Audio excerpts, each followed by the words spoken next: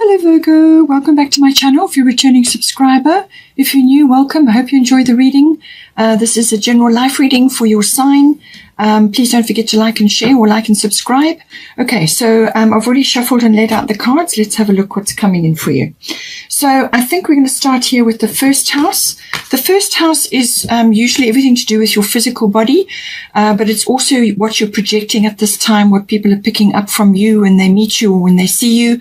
It's also how you are setting your path in life, what path you're heading in. You know, when you set your sails and you're sailing off in a direction, it's how you meet the world.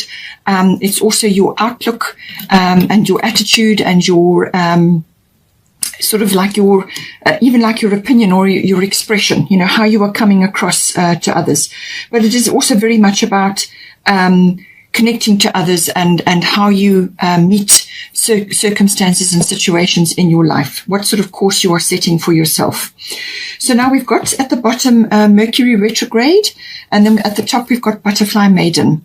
So the Mercury retrograde is kind of a holding pattern, and I feel that this is where you have been up till now, and it may continue for a little bit longer. But the Mercury retrograde is basically a time to go inward. All right, it's not a time to be launching big actions or making huge purchases and things like that. So you may be in this currently where you are just sitting it out. It's a time to go within, to assess things, to feel things out, to go over things again. And this could be contract and document related, or it could be assessing what it is you want to do, which direction you want to go in, how you want to project yourself forward, because there's some kind of refinement or back to the drawing board energy with this Mercury retrograde. So what it's saying is that you need to go back. If you've had a plan, or if you were busy with something, or you had something in mind, you need to go back and assess it again, because there will be aspects of it that you can hugely improve on, and you will come up with something better once this phase has finished. It's got everything to do with the re in front of it. So reinvention, review, redo, relocate, anything to do with even repeat in some cases. Okay, so it means you've got to go over something with a fine-tooth comb, look at your plan again, or look at what is unfolding, and just make sure that all the I's are dotted and the T's are crossed. Because sometimes with Mercury retrograde, communication, whether it's written, verbal, or even body language, can go awry. In other words, it can be misinterpreted. Emails get sort of mislaid, or they don't go where they're supposed to, or people pick up from you the wrong interpretation of what it is you're trying to get across. Okay, so this is be very careful and clear that what you're saying is in fact exactly what you mean, and take time to make sure that everything is checked, all the details are checked again. But I feel it is also just about the direction that you want to go in at this time. You've been in a kind of a holding pattern, and it's also saying that some situations and people from the past may be coming back as well. They sort of revisit into your life at a specific time. Sometimes it's to deliver a message, or to give you closure on something, or to give you valuable information. So they just pop back, and you might just not even meet them necessarily. You may just see something, or a situation comes back to you and it delivers something important and worthwhile. So all of that is important, but it's basically a review period. Make sure that all the details are taken care of. If you're not seeing things, then make sure somebody else looks over it again. So think things through, and make sure that what you go within. It's important to go within, because you're going to find answers when you do that. All right, and just wait for the wheels to turn, and then you will know what you have to do.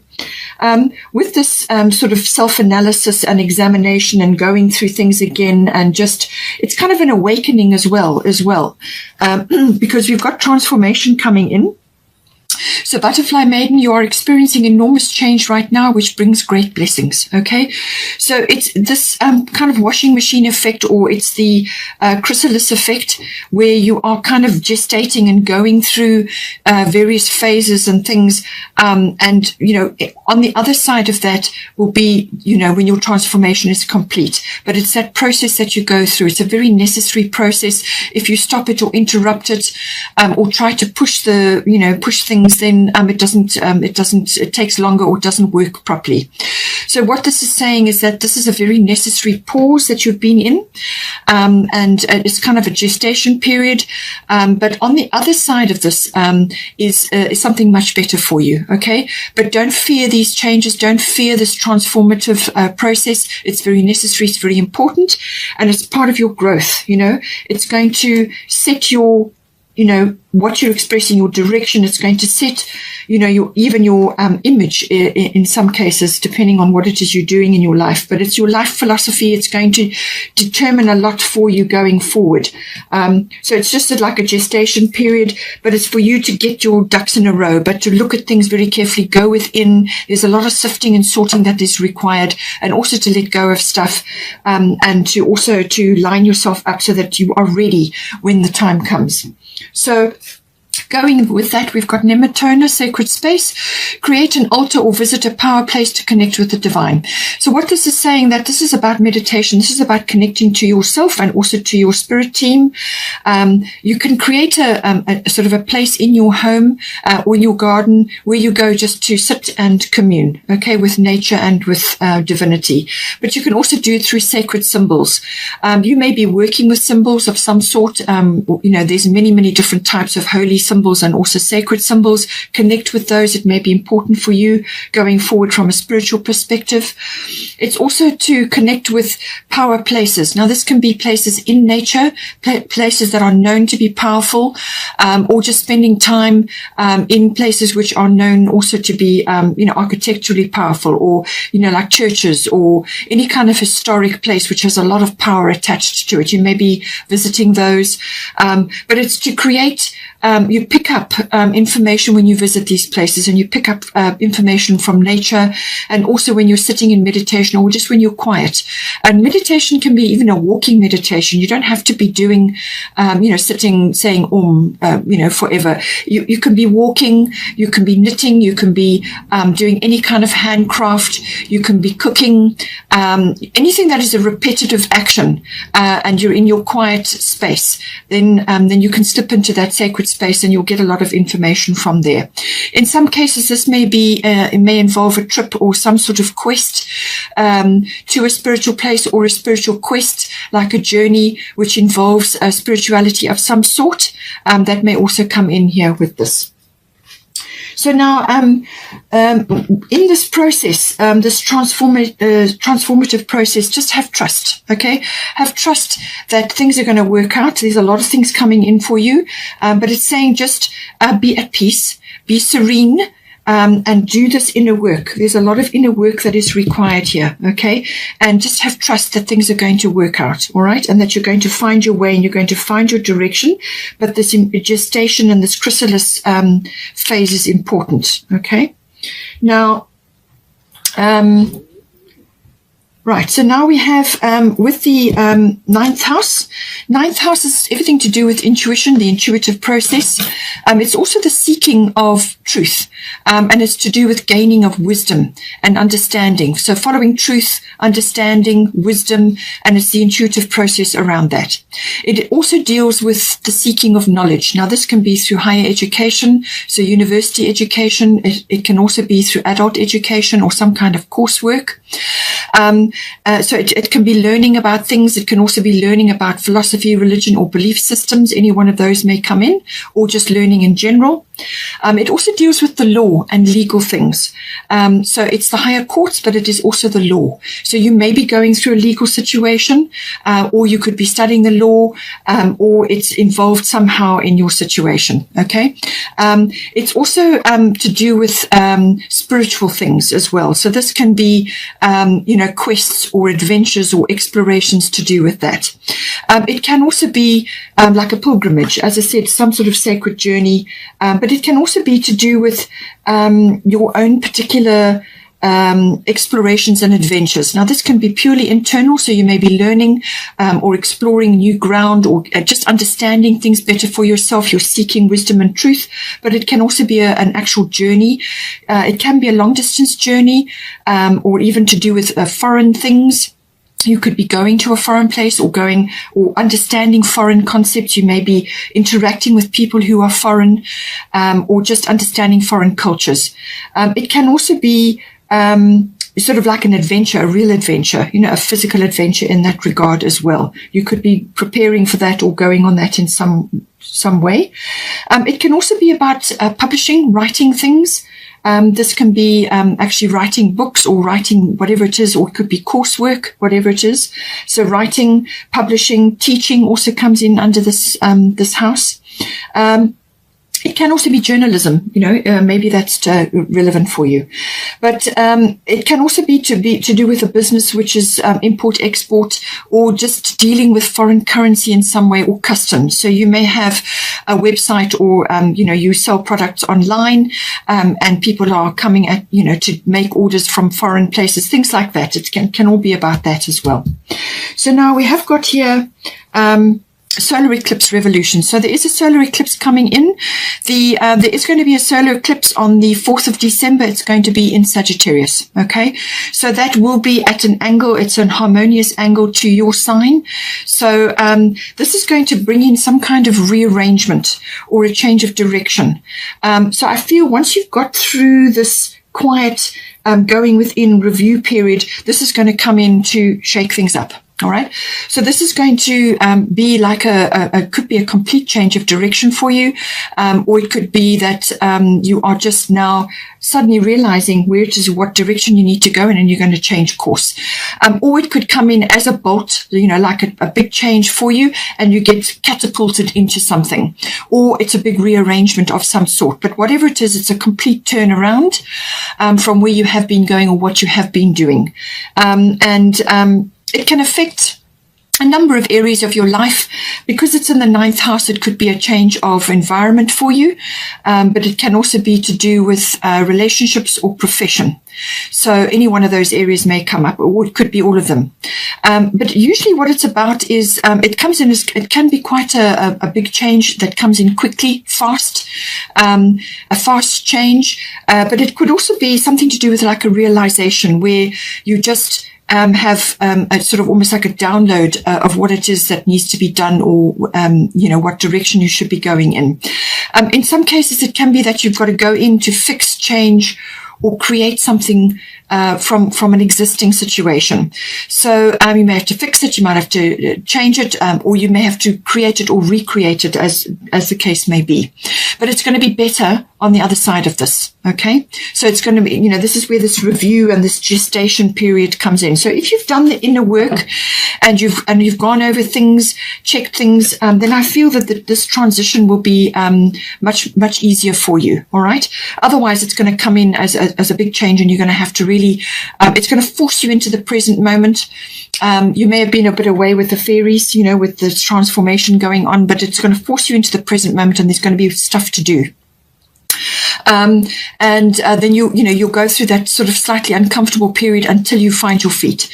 Involved in this is solar eclipse is self-mastery. So the whole point of this is to force you into where you actually get into the mode of self-mastery.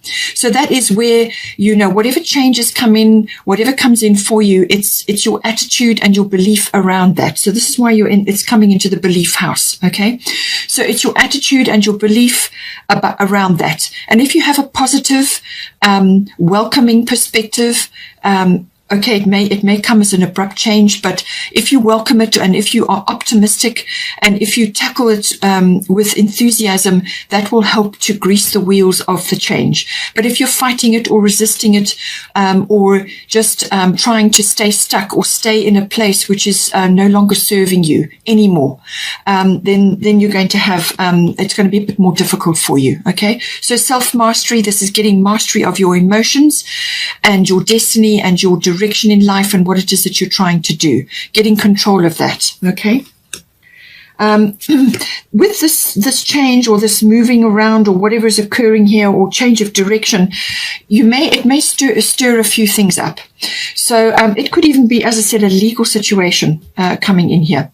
But Mary Magdalene, unconditional love yourself, others, and every situation, no matter what the outward appearances may be. So if stuff does get stirred up and there's a few things that kind of crop up and have to be dealt with, then make sure that you come back to this, okay? Unconditional love. As I said, you may have reactions from others to do with certain things here.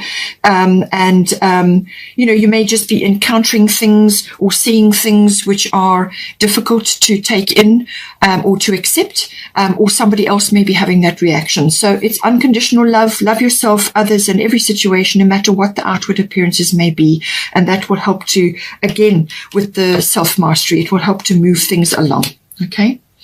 Now, we have got the second house coming in here.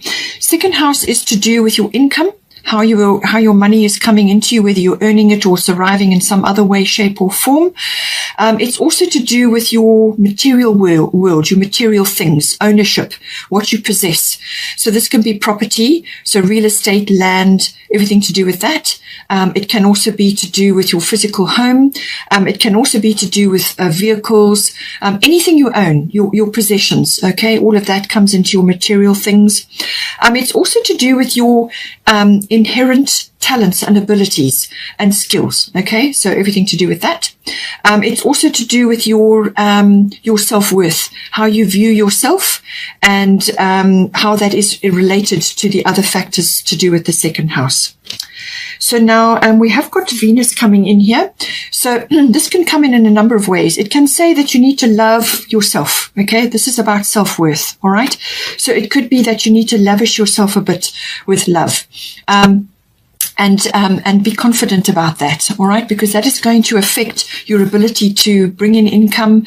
It's going to affect a lot of things in the second house, your security and your aspirations, your talents, your skills, all of that, okay? So with the Venus card, love yourself and love what you do to bring this income and to bring the self-worth to you. But it can also be about Venus type things, which is handcrafts and getting payment to do with that. It can be anything to do with fashion, jewelry, cosmetics, making beautiful things, small things, usually handcrafts or things to do with that. Anything that creates beauty in the world. Now, this can be through art, through sculpture. It can be through dance, through, your artistic abilities, however that comes in, or your creative abilities. It's about using those to assist you in the second house in some way, shape, or form. All right. So do things. It could even be, as I said, jewelry, design. There's lots of ways that this can come in. The other aspect it covers is financial money. Now, there can be a dispute over that, and it's saying that Venus will come in to help settle all of that. There may be legal things around that, but Venus is normally very about charm and beauty. So there's a lot of charm required here. You may need to charm your way through things, but it is also, I feel, tied up with this unconditional love. But it can also be to do with it settles disputes. Venus has that ability. It can also be that a windfall, or some kind of Venusian monetary windfall can come in. So it could be a windfall in ideas or anything else to do with the second house, but it's normally associated with money. So that can also come in. It can also be about refinement. So refining your second house in some way, refining your artistic skills, your creative skills, or your income, refining your sources of income. It can also be to do with your material things, but also your self-worth, refinement and beauty and loving that, okay, and loving yourself. Going back to the money side, it can also be that there could be a bit of lavishing going on. Just be careful that you don't overspend with Venus. Venus loves all luxury things, also sweet things, and loves lavishing. So there's nothing wrong with lavishing yourself. Just don't go overboard or put yourself in a position which is going to create problems down the line. Okay, so still be careful. Do what you need to do and boost yourself, but also don't go overboard, because that can sometimes happen with Venus. Okay.